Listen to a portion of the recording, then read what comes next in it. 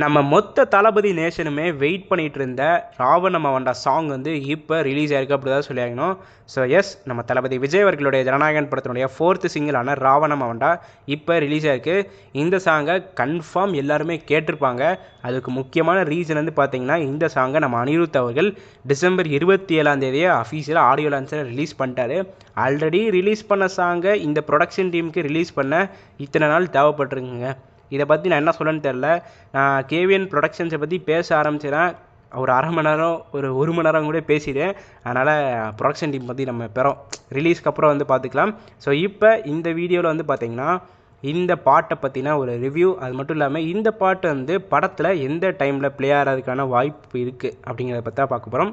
So first thing, நம்ம இந்த சாங்கினுடைய ரிவ்யூலேருந்து ஆரம்பிச்சலாம். என்னதான் அனிருத் அவர்களுடைய ஓக்கல் வந்து தரமாக இருந்தாலும் கூட லிரிசிஸ்ட் விவேக் வந்து அவருடைய லிரிக்ஸில் கொண்டு வந்த மேஜிக் வந்து பார்த்திங்கன்னா அனிருத் அவர்களுடைய ஓக்கல் வந்து சப்ரஸ் பண்ணிருச்சு அப்படி தான் சொல்லியாகணும். அதுக்கு முக்கியமான ரீசன் வந்து பார்த்திங்கன்னா, இப்போ ரீசெண்டாக தமிழ் சினிமாவில் ரிலீஸ் ஆன எல்லா எலிவேஷன் ட்ராக்குமே அந்தந்த ஹீரோவோடைய ஒரு ஃபேன் ஆன்தம் மாதிரி தான் இருக்குது சொல்லியாகணும். இப்போ நீங்கள் ஹுக்கும், ஹண்டர் வந்தான், பவர் ஹவுஸில் எடுத்துக்கிட்டிங்கன்னா ரஜினி சாரோடைய ஒரு ஃபேன் ஆன்தம் மாதிரி தான் இருக்கும். இப்போ நீங்கள் விஜய் சாரோடைய வாத்தி கமிங், பேடாஸ், பீஸ்ட் மூலம் எடுத்துக்கிட்டிங்கன்னா விஜய் சாரோடைய ஒரு ஃபேன் ஆன்தம் மாதிரி தான் இருக்கும் சொல்லியாகணும். ஸோ தமிழ் சினிமாவில் ஒரு ப்ராப்பரான எலிவேஷன் ட்ராக், அதாவது அந்த லிரிக்ஸ்க்கும் அந்த சீனுக்கும் அந்த படத்துக்கும் சூட் ஆகிற மாதிரி அந்த ஹீரோவை எலிவேட் பண்ணுற மாதிரியான ஒரு சாங் வந்து ரிலீஸ் ஆகி ரொம்ப வருஷங்கள் ஆச்சு அப்படி தான் சொல்லியாகணும். ஸோ ரொம்ப வருஷங்கள் கழித்து ஒரு ப்ராப்பரான ஒரு எலிவேஷன் ட்ராக் வந்து நம்ம அணியோட மியூசிக்கில் வந்திருக்கு அப்படி தான் சொல்லியாகணும். எஸ்பெஷலி அந்த லிரிக்ஸ்லாம் கேட்டிங்கன்னா, ராவண மவண்டா ஒத்தையில் நிற்கிற யமண்டா அத்தனை பின்புமும் இவன்தான் ஒளி போன்றவன்டா, வசனமா எழுதலாம் இவன் கதை அதற்கெல்லாம் மேலே தான் எதிரியா அனுப்பினாலும் சிரிக்கிறான் பழகிட்டா போலடா. ஸோ இதை வந்து பார்த்திங்கன்னா அவர் வந்து ஒரு நல்ல ஃப்ளோலேருந்து பாடியிருப்பார். பட் நான் வந்து பார்த்திங்கன்னா அந்த லிரிக்ஸை மட்டுமே வந்து கேட்டதை வச்சு சொல்கிறேன். ஸோ அந்த கலையை வந்து என்னால் ரசிக்க முடியுது அப்படிங்கிறத நான் வந்து சொல்ல வரேன்.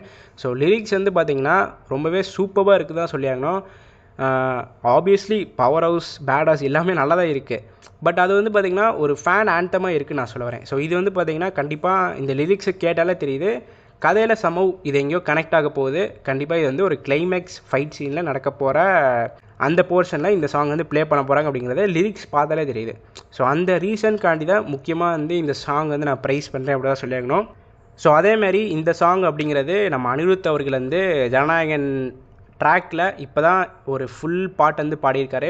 ஏன்னா நீங்கள் தளபதி கச்சேரி எடுத்துக்கிட்டிங்கன்னா பார்ஷியலி தான் பாடினார். ஒரு பேரே வரலாறு சாங் வந்து அனிருத் பாடலை. அதேமாதிரி செல்ல மகளேவும் அனிருத் அவர்கள் பாடலை.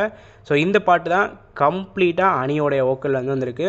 ஸோ அனிருத் அவர்கள் ஒரு எலிவேஷன் ட்ராக் வந்து பாடினார் அப்படின்னாலே தியேட்டர் பிளாஸ்ட் ஆயிரும் சொல்லியாங்கணும்.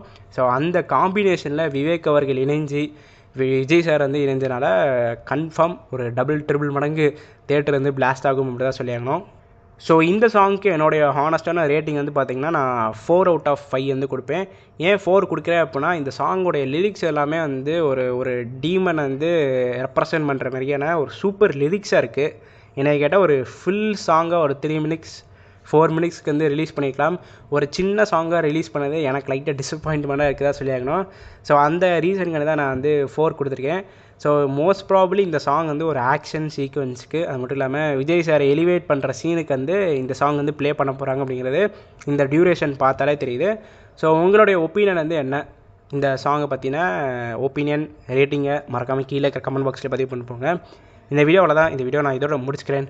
அடுத்த வீடியோவில் சந்திக்கும் வரை நான் உங்கள் NK. நன்றி, வணக்கம்.